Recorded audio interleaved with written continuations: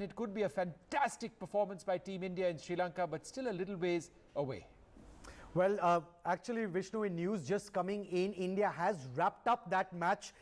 They have won that match by 117 runs. This, of course, was the third and final test match versus Sri Lanka played at the SSC in Colombo. It's fantastic news, really, Vishnu, for all Indian cricket fans and, of course, cricket fans across the world, really, because this, in many ways, is a historic win. This is the first time that India has won a test series in Sri Lanka in 22 long years. The last time that India won a test series in Sri Lanka was way back in 1993.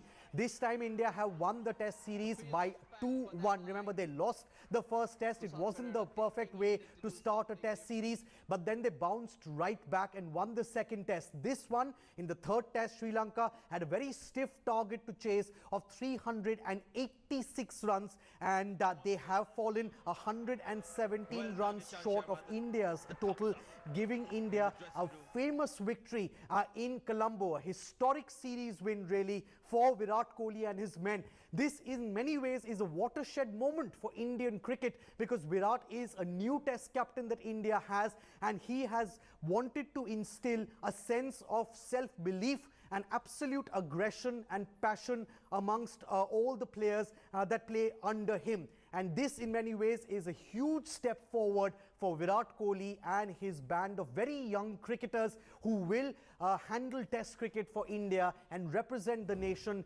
both in home tests and away tests for a long time to come. Let's go across now to my colleague Amitoj Singh, who joins us live from Colombo. He, of course, has been there right from ball number 1 of the series, tracking the entire series for us. Amitoj, first up, congratulations, because I know you are a big cricket fan yourself, a cricketer too. What were the scenes like in the stadium? Of course, the Lankan fans might have been mighty dismayed, but for Indian fans, it's a historic series win. Yeah, Akash, words can't describe what I think the Indian team would be feeling. This is not just any test series win. This is a test series win by a team that has just been formed, in a sense.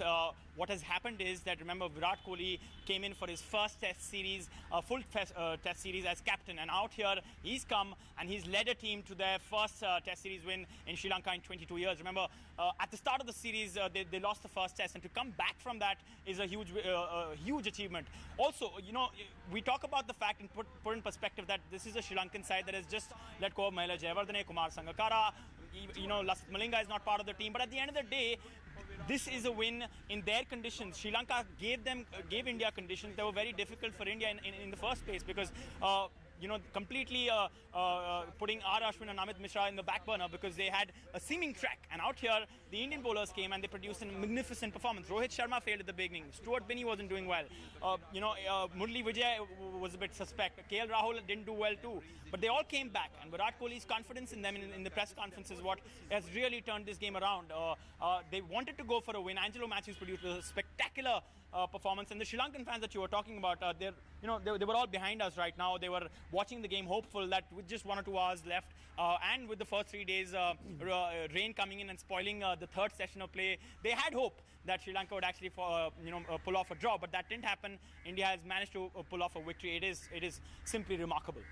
Well, the way India and Virat Kohli in particular, Amitoj, managed to handle his bowlers across all 3 test matches, really, because remember, this is a man who wears his heart on his sleeve, wants to be aggressive and wants all the players under him to be aggressive as well.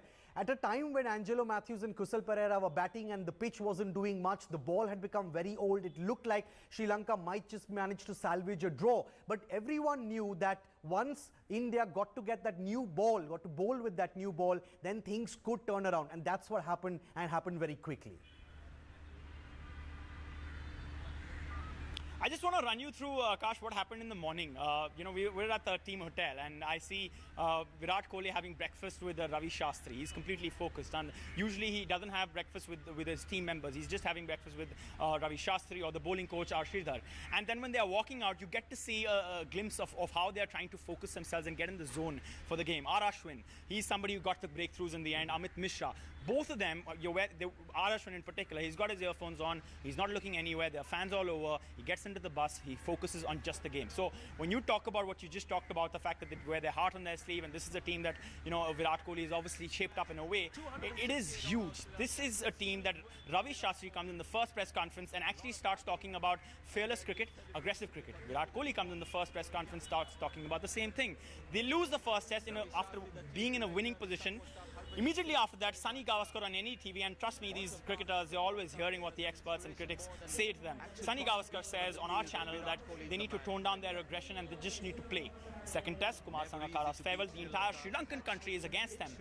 The fans are all for Sri Lanka. The Sri Lankan team doesn't want to lose Sangakkara's farewell test, but the Indian team puts up a spectacular performance. You see Virat Kohli there coming up with a century and all that. And then after that, you have the third test where India has to go for the kill, something they've not been good with, and even Sunny Gavaskar said that. They come out here, they pull off a spectacular performance. It's all about making small changes. Rohit Sharma, they wanted at number 1 when they started the series. They put him at number 3. KL Rahul opened, and then they believed that Chiteshwar Pujara could come in and take in the opening position. They also believed that Ashwin could be the opener, but in this test, they sent in Amit Mishra ahead of him to bat, and Amit Mishra answered the call by scoring a 50. So this is flexible captaincy, leadership, and it's shown results, and that's probably the one thing that's make all the difference. They were willing to be flexible. They were willing to make the subtle differences, even though sometimes, like Sunny Gavaskar said, that Ajinkya Rahane would be a scapegoat. But they're happy with that when they get a win, right? Well, Amitoj, in many ways, this is also a big step forward for Indian cricket and this new age Indian cricket, because this is a test series win which has come outside of India. Yes, it is still in the subcontinent, but it still counts as an overseas series win.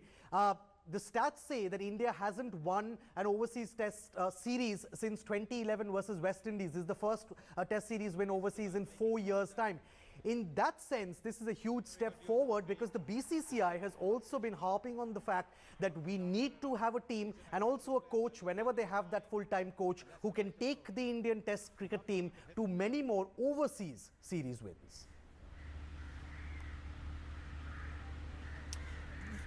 Yes, Akash, you're absolutely right. And it all started with the BCCI deciding that in domestic cricket they're going to have pitches that are slightly more grassy and have more bounce. That backfired, and we have done a story on that. We have spoken about how it's kind of backfired because then the spinners have not had the advantage of learning in the domestic conditions which have been favourable in the past to India, which is why we get the world's best spinners usually. But then they come out here, and let me just give you some perspective, because we have spoken to each pitch curator out here, and that's the key aspect. The pitch curator, Michael D'Souza, says out here, when he lays the pitch, this is the toughest wicket in Sri Lanka in a long time. For India to pull off a victory here in Sri Lankan conditions, you cannot parry it off by saying that this is subcontinental conditions. You have to understand that this was a pitch that was designed for a Sri Lankan win, and India has won that match.